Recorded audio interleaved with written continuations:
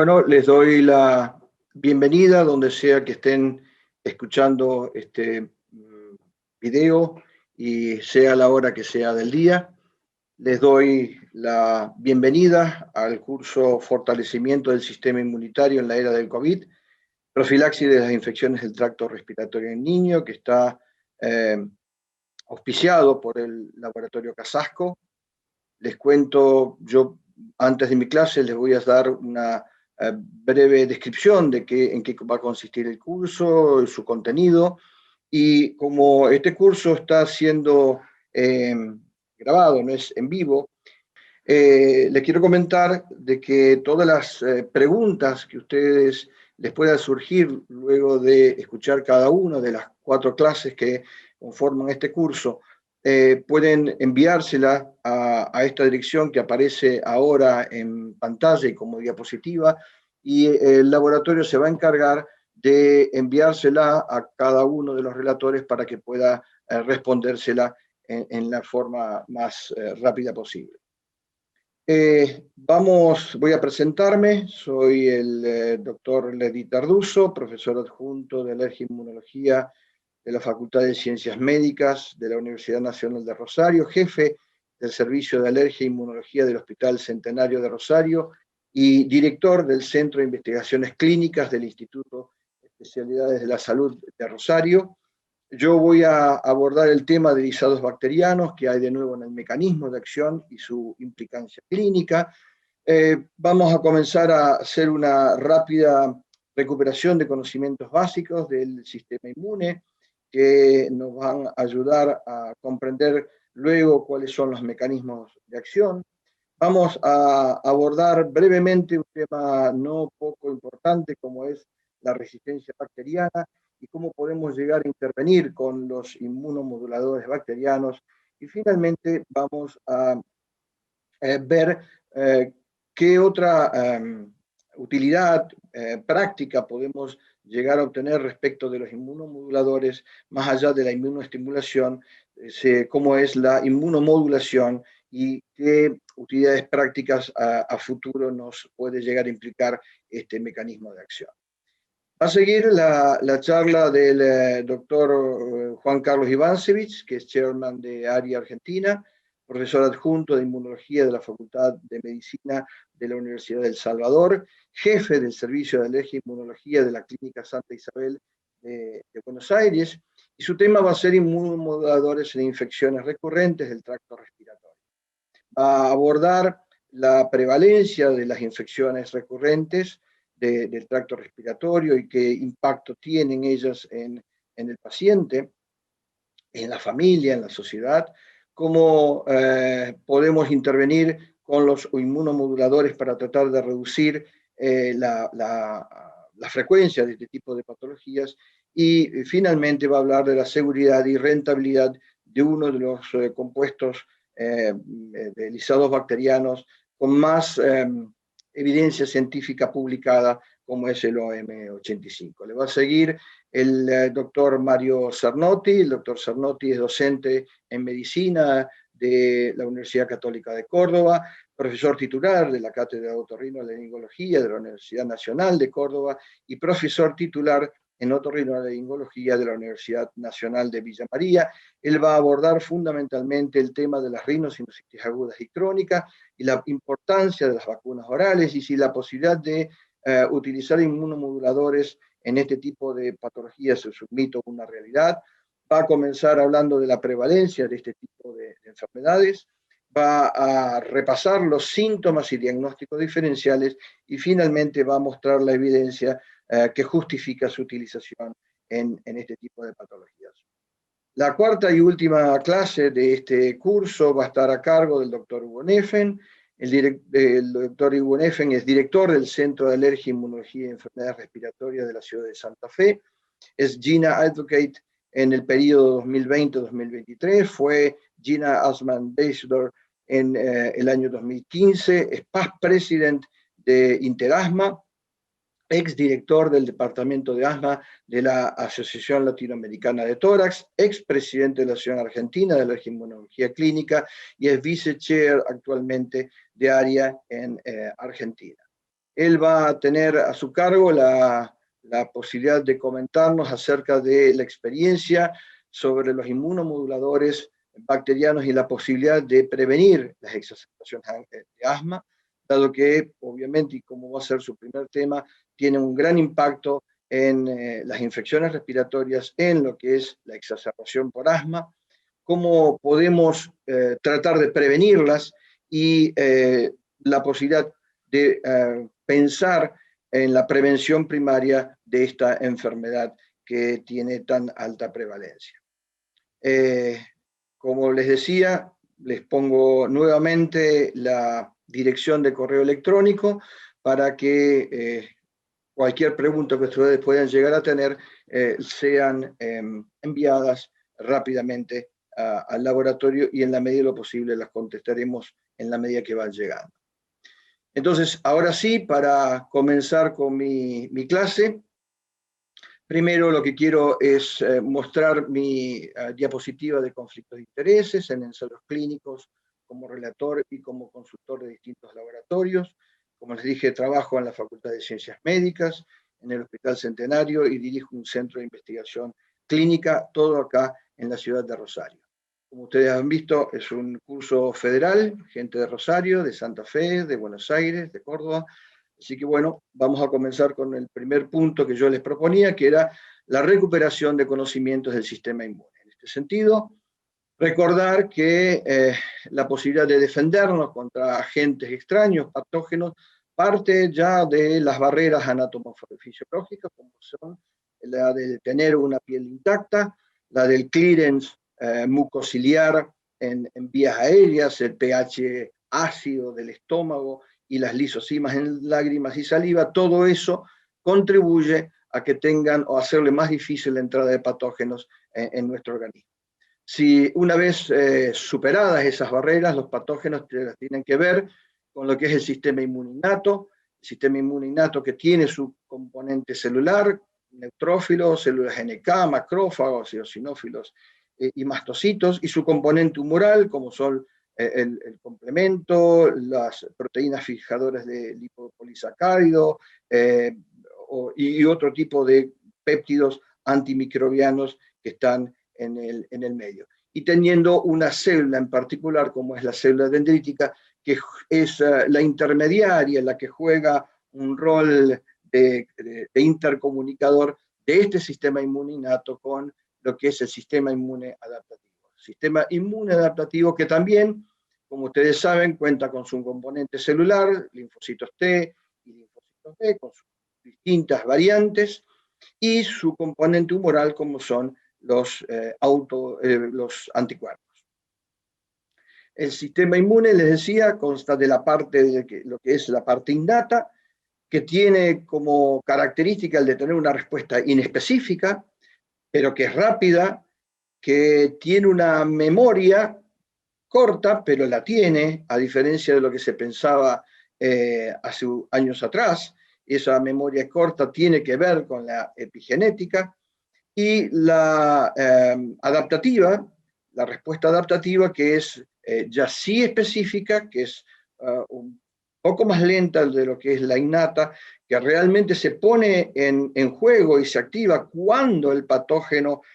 sobrepasa los límites de acción de esa respuesta inmune innata, que es ajustable, pero que tiene una memoria, y esa memoria es fuerte y es a largo plazo. Es decir, en la medida que un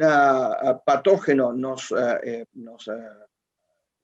sobrepasa las barreras iniciales, como habíamos mencionado, lo primero que funciona es el sistema inmune innato, y cuando esto no alcanza, el sistema inmune innato, digamos, para darle un nombre futbolístico, le pasa la pelota a lo que es el sistema inmune adaptativo, y a partir de eso tenemos todo montado una respuesta efectiva en la mayoría de los casos para producir la eliminación de ese patógeno que dio inicio a este tipo de respuesta. Cuando estos mecanismos por algún motivo se disregulan, terminan produciendo daño, sobre todo lo que tiene que ver con el sistema inmune adaptativo. Es decir, el no freno, una respuesta exagerada, en lugar de eliminar el patógeno, va a producir una situación de inflamación y por luego daño, que como vamos a ver y repasar posteriormente. Recordar que existen distintos órganos en el sistema inmune, los primarios como son los encapsulados, como el timo y la médula ósea, que tienen una función inicial fundamentalmente en las primeras etapas de la vida, los secundarios o encapsulados, como son las amígdalas, los ganglios linfáticos, el vaso, las placas de Peyl y el apéndice, y finalmente los secundarios o difusos, que tienen que ver con lo que se llama el sistema inmune asociado a mucosas, ya sea de la nasofarinx, los bronquios, el sistema gastrointestinal y urogenital. Vamos a tocar rápidamente, vamos a abordar rápidamente lo que tiene que ver con la resistencia bacteriana y cómo a antibióticos y cómo podemos llegar a intervenir con inmunomoduladores bacterianos. Vamos a comenzar con infecciones respiratorias. Ustedes saben que las infecciones respiratorias tienen una elevada prevalencia de mortalidad, de morbilidad, y este tema va a ser abordado seguramente en más detalle por el doctor Ivancevich. Saben que tienen un gran impacto personal, social y en lo que tiene que ver con el sistema de salud, fundamentalmente con los gastos que intervienen en su intervención, que se generan en su intervención, perdón, que en algunos casos, en algunas patologías, por ejemplo, como es la enfermedad pulmonar obstructiva crónica, se estima que aproximadamente un 78% de sus exacerbaciones se deben a infecciones respiratorias de tipo bacterianas, y que hoy por hoy el tratamiento consiste fundamentalmente en aliviar síntomas, ya sea dando antipiréticos, antiinflamatorios, hidratando al paciente, tratando de calmar sus síntomas, y antibióticos. Antibióticos que están, como ustedes saben, indicados en una minoría de los pacientes con infecciones respiratorias, sí, sobre todo si estamos hablando de infecciones respiratorias en niños. De hecho, en la minoría de los pacientes con infecciones respiratorias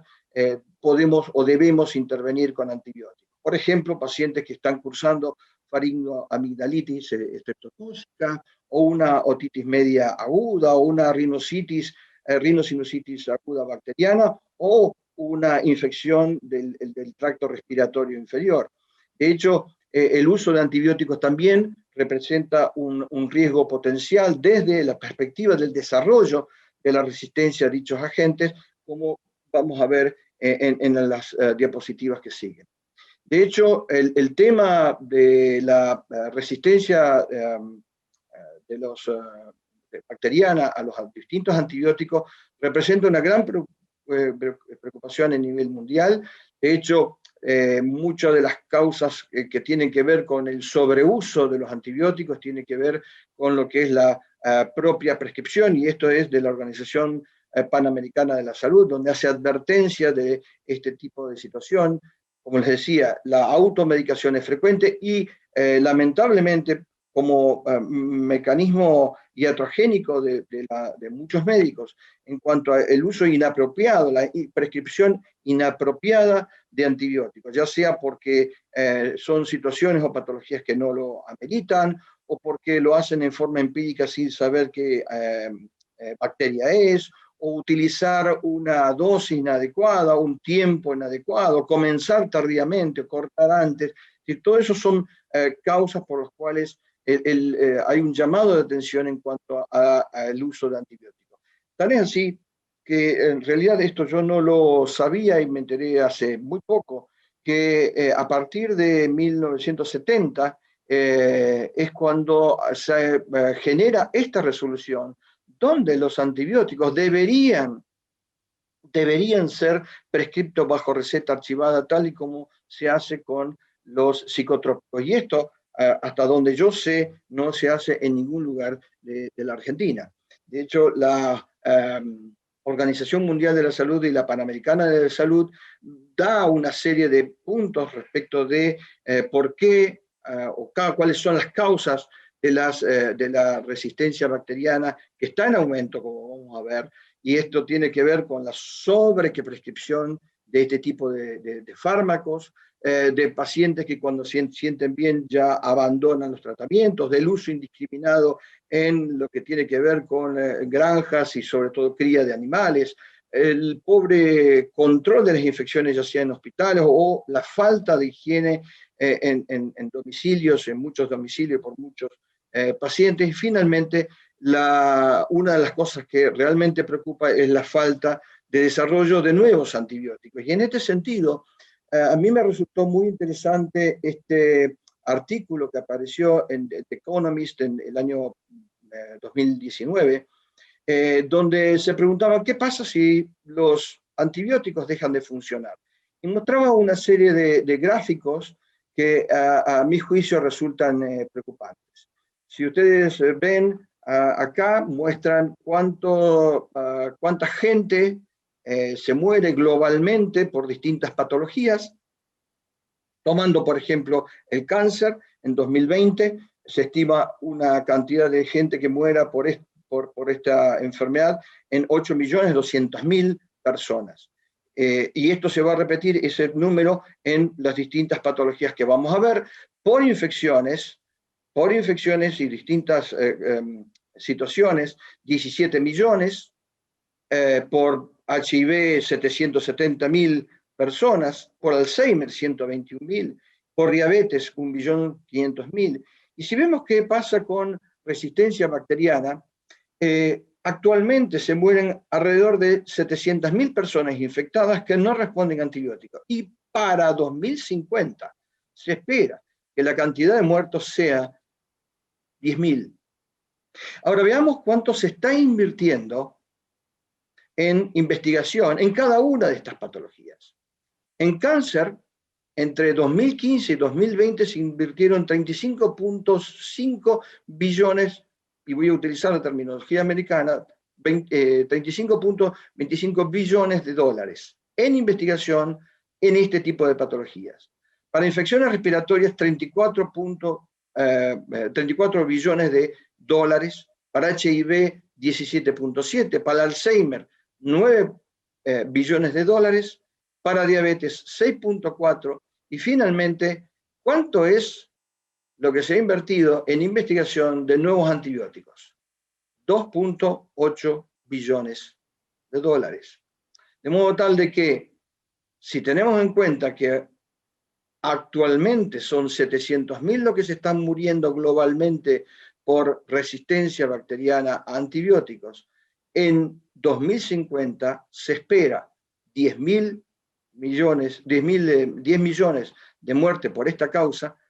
con una pobre inversión en el desarrollo de nuevas drogas. Y son muy pocos los sponsors, las empresas que están dedicadas a este tremendo número. ¿Cuáles son las medidas preventivas que tenemos para disminuir las infecciones respiratorias, de modo tal de que tengamos menor necesidad en cuanto a utilizar antibióticos? Intervenir en los hábitos y conductas, intervenir médicamente y quirúrgicamente, y finalmente la posibilidad de inmunoestimular a los pacientes. Respecto de intervenir en hábitos y conductas, de hecho, la educación adecuada de padres y pacientes por parte de los médicos, incluso la toma de conciencia de los mismos médicos en hábitos higiénicos, de modo tal de que reduzcan la posibilidad de que se infecten, estimular la lactancia materna, modificar de alguna manera lo que son los factores de riesgo, como por ejemplo el abandono tabáquico, o reducir la exposición a contaminantes, evitar en la medida de lo posible el hacinamiento, cosa muy difícil que tiene en países que se están empobreciendo como lamentablemente el nuestro. Tratar condiciones médicas subyacentes también son esenciales. Por ejemplo, la atopía. Más de una vez uno ve pacientes con una rinitis atópica marcadamente intensa, que solamente se trata la consecuencia de esa inflamación, como son las infecciones respiratorias, sin tener en cuenta la enfermedad de base. Y esto es solo para mencionar un ejemplo. Respecto de lo que es la intervención médica y quirúrgica, indudablemente que recomendar fuertes estrategias de vacunación y controlar que todos los pacientes y niños estén vacunados es sumamente importante. Lamentablemente ustedes saben que no existen vacunas específicas para la mayoría de los patógenos que causan infecciones respiratorias comunes, y en algunos casos se puede considerar, por ejemplo, la intervención quirúrgica como una amidalectomía para prevenir ciertas infecciones respiratorias recurrentes, donde ya no tiene sentido el insistir con el tratamiento médico. ¿Qué tiene que ver y cómo podemos intervenir con los inmunomoduladores bacterianos? Y bueno, obviamente que si uno entiende por inmunomodulación o inmunoestimulación, la modulación del sistema inmuno que da como resultado una mejor respuesta hacia las infecciones respiratorias, uno puede considerar y uno puede encontrar distintos tipos de inmunoestimulantes. De hecho, son usados desde la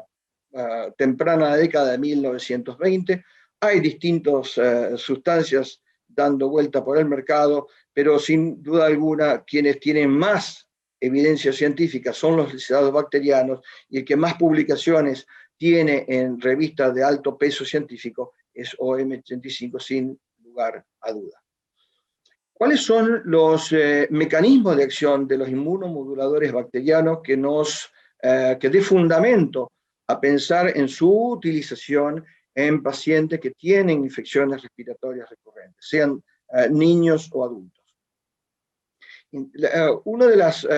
formas que tiene el sistema inmune de reconocer, y fundamentalmente el innato, de reconocer los agentes patógenos son estas proteínas que son patentes moleculares asociadas a patógenos, que son reconocidas esencialmente por receptores TOL. Cuando uno administra un lisado bacteriano, está administrando este tipo de sustancias que estimulan respectivamente cuál sea el agente patógeno. Y de hecho, por ejemplo, OM85 tiene 21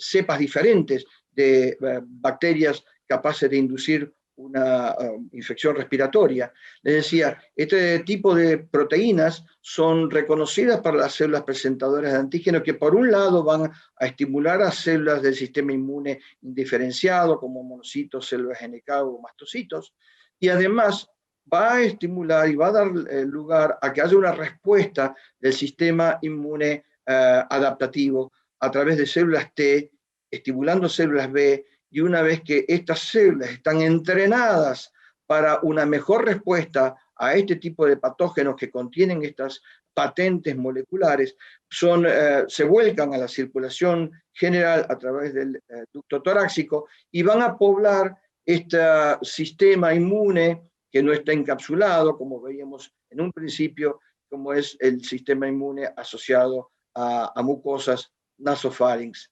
bronquios, gastrointestinal y urogenital. De modo tal de que uno de sus mecanismos de acción es la inmunoestimulación, y que esta inmunoestimulación actúa tanto a la inmunidad innata como adaptativa, mejorando la capacidad de respuesta frente a estos patógenos. Y esto es, si bien es importante a cualquier grupo, en cualquier grupo etario, tiene un impacto muy importante en menores de 3 años, donde ustedes saben que hay una inmadurez fisiológica del sistema inmune, de todas sus células, ya sea de lo que tiene que ver con el sistema inmune innato como el adaptativo. Yo no voy a describir cada uno de ellos, pero ustedes saben que existe esta madurez inmunológica, fisiológica, que hace que considerar que un niño de menos de 3 años de edad sea como normal que tenga hasta 8 infecciones banales, respiratorias, virales en el año, hasta 8. Obviamente que en la medida que va madurando el sistema inmune, ese número se va haciendo menor. De hecho, en contraposición, los lisados bacterianos lo que hacen es estimulan tempranamente ese sistema inmune, mejorando la respuesta de células dendríticas, células del epitelio respiratorio, monocitos y macrófagos, y las células T y B, que ya forman parte, como hemos visto, del sistema inmune adaptativo, mejorando por distintos mecanismos la capacidad antiviral, de lisis, de eliminación, de clearance, etcétera, etcétera. Como cuarto punto, les proponía comentarles algún aspecto de los inmunomoduladores más allá de prevenir las infecciones respiratorias. Y esto es cuando hay en este tipo de respuesta, fundamentalmente la adaptativa, una respuesta que es anormal, que no tiene freno, que por algún motivo no se puede frenar adecuadamente y en lugar de producir un beneficio y frenarse frente a un patógeno, responde exageradamente a antígenos externos, a veces sin capacidad patogénica, como puede ser un aeroalergeno, como un polen, o responder exageradamente a autoantígenos. En este sentido, hoy por hoy se reconocen al menos 3 tipos de inflamación. La inflamación de tipo 1, cuyas células principales son las células T helper 1, las células linfoides innata de tipo 1 y las células NK, que tienen un patrón de citoquinas determinados y cuya función esencial es la de eliminar bacterias intracelulares, virus y protozoos,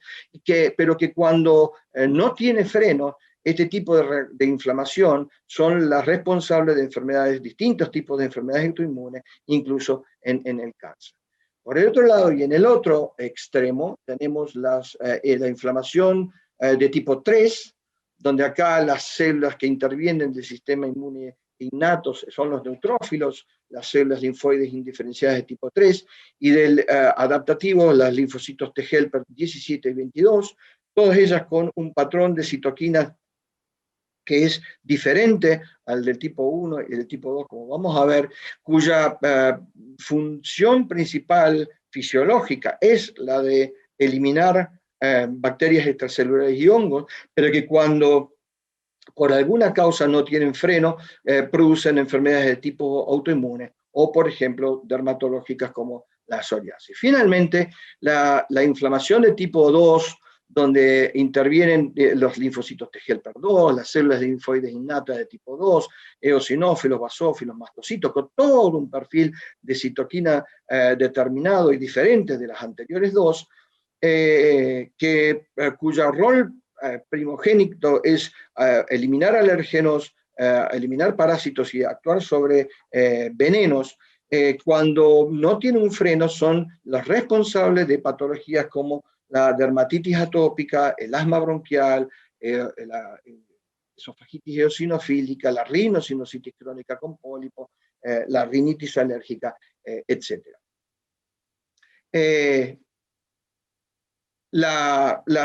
actividad o el mecanismo por el cual uno puede pensar en utilizar los inmunomoduladores en un tipo de inflamación es la posibilidad que tiene este tipo de compuestos en cuanto a disminuir el inflamosoma.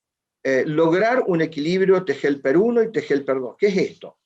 Esto es lo que ocurre en un paciente que tiene una enfermedad atópica, por ejemplo, tomemos el asma bronquial. Hay un desbalance donde los T helper 2 tienen un mayor peso que los T helper 1.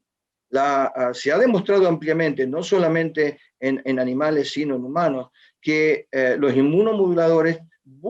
tienden el equilibrio entre estos dos tipos de celulares, haciendo que aumenten las citoquinas, estimulando la producción de citoquinas de helper 1, disminuyendo obviamente las del perfil T helper 2 y estimulando fundamentalmente la producción de citoquinas que son antiinflamatorias como son la de la interleuquina 10. De hecho, en asma tienen un rol importante en cuanto a disminuir la inflamación de la vía aérea, haciendo que disminuya el infiltrado inflamatorio de eosinófilos, de neutrófilos, de monocitos, mastocitos, estimulan la producción de linfocitos T reguladores que están disminuidos en los pacientes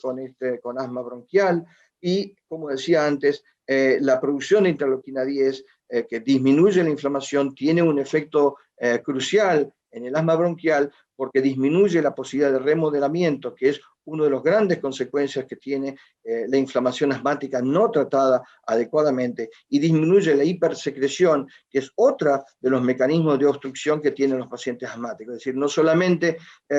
están obstruidos porque hay un bronquio que estrecha su calibre, sino que además hay tapones mucosos por una discrinia e hipercrinia que tienen estos pacientes.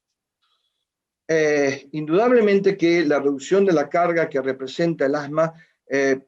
persistente, fundamentalmente mediante la prevención de la aparición temprana de la enfermedad asmática, sigue siendo un objetivo importante, pero que es difícil de alcanzar. De hecho, un enfoque principal en la investigación actual en este área está en desarrollar estrategias terapéuticas para mejorar la resistencia tanto de los recién nacidos como en niños de edad preescolar, a las infecciones del tracto respiratorio inferior, las que se encuentran entre los principales impulsores de la patogenia del asma en etapas tempranas. De hecho, en lo que tiene que ver con la posibilidad de las infecciones respiratorias y las exacerbaciones asmáticas, va a estar a cargo, como les decía antes, del doctor Hugo Neffen en la última clase de este curso. La aceptación de la validez científica de este enfoque por parte de los reguladores y de las agencias financiadoras está creciendo. De hecho, lo demuestra el apoyo reciente del Instituto Nacional de Salud de los Estados Unidos y del australiano para probar inmunomoduladores para la prevención de infecciones del tracto respiratorio inferior con sibilancias en bebés que tienen un alto riesgo de desarrollar asma. Son los estudios ORBEC y OMPAC. Y de hecho este interés está fundado en los hallazgos epidemiológicos seminales sobre la baja prevalencia del asma entre los descendientes de familias que viven en granjas tradicionales en Europa y en los Estados Unidos. Esto es, el fenotipo asmático resistente que adquieren estos niños se asocia con una exposición oronasal prolongada, no solo postnatal, sino también prenatal, a productos bacterianos derivados de actividades que están relacionados con la agricultura y con la ganadería, incluso a través del consumo materno de productos lácteos que no están pasteurizados durante el embarazo. Por el contrario, los patógenos vivos, cuando se infectan recurrentemente en etapas tempranas o incluso en la madre, no ha sido asociado a efectos transplacentarios protectores contra el asma, lo que sugiere que el mecanismo subyacente clave implica una exposición sostenida, persistente, mínima del sistema inmunitario materno a estímulos microbianos benignos que estimulan sostenidamente de esos receptores Toll-like que yo les hablaba cuando les comentaba los cuales son los mecanismos de acción de los inmunomoduladores, pero que no son capaces de inducir una inflamación de alto nivel que resulta cuando se trata de eliminar patógenos vivos. Finalmente, hay que comentar que la elección de OM85 para probar en estos ensayos los beneficios potenciales para la madre y para la descendencia del entrenamiento inmunológico materno durante el embarazo se ha hecho no solo por la evidencia científica que existe de este agente en estudios realizados, ya sea en bebés, como en niños, como animales, sino también en la actual falta de inmunomoduladores alternativos que tengan una evidencia comparable, tanto sea de seguridad como de eficacia en humanos. En este sentido, ya las últimas diapositivas, mencionarles este artículo de Patrick Holt, que viene trabajando desde hace años en la hipótesis de utilizar este tipo de compuestos no solo en los recién nacidos desde etapas tempranas, sino en la madre, para reducir la posibilidad de entrenar el sistema inmune de la mujer embarazada y del feto también, de entrenarlos, decía, de modo tal de que tengan una menor chance de desarrollar asma en un futuro. Sería como reproducir el efecto de granjas que como le mencionaba previamente. Y intervenir con lisodos bacterianos, al igual que un medio ambiente de una granja, tiene implicancias inmunológicas y clínicas. Desde el punto de vista de lo inmunológico, en la madre induce una reprogramación de los precursores antiinflamatorios, de células antiinflamatorias en médula ósea, induce un balance de células efectores inflamatorias versus las reguladoras, que son los que ponen freno a esa respuesta inflamatoria para que no se persista en el tiempo. Induce una modulación de la activación de la red de genes proinflamatorios, haciendo que de esta forma haya una menor cantidad de mediadores químicos proinflamatorios circulantes que no solamente afectan a la madre, sino al feto por nacer. Y en este feto induce los mecanismos del sistema inmune prenatal, mejora la red de células dendríticas mucosas postnatales, acelera la maduración inmunológica postnatal y da una mayor capacidad para calibrar, frenar la inflamación de la vía aérea. Estas son las implicancias inmunológicas de este medio ambiente especial o el de administrar inmunomoduladores. Y desde el punto de vista de las posibilidades clínicas que va a desarrollar el doctor Hugo Neffen, como decía anteriormente, sobre la madre, que en general se toman, por supuesto, no solamente uno de los factores para incluir este tipo de pacientes son que tengan un asma bronquial, de modo tal de que su feto, su hijo por nacer, tenga un alto riesgo de desarrollar asma bronquial. Uno de las consecuencias clínicas que tiene este medio ambiente o administrar inmunomoduladores sería la de inducir una homeostasis inmunológica en cuanto a equilibrar y tener la posibilidad de que se infecte menos para que su asma sea menos severo. De hecho,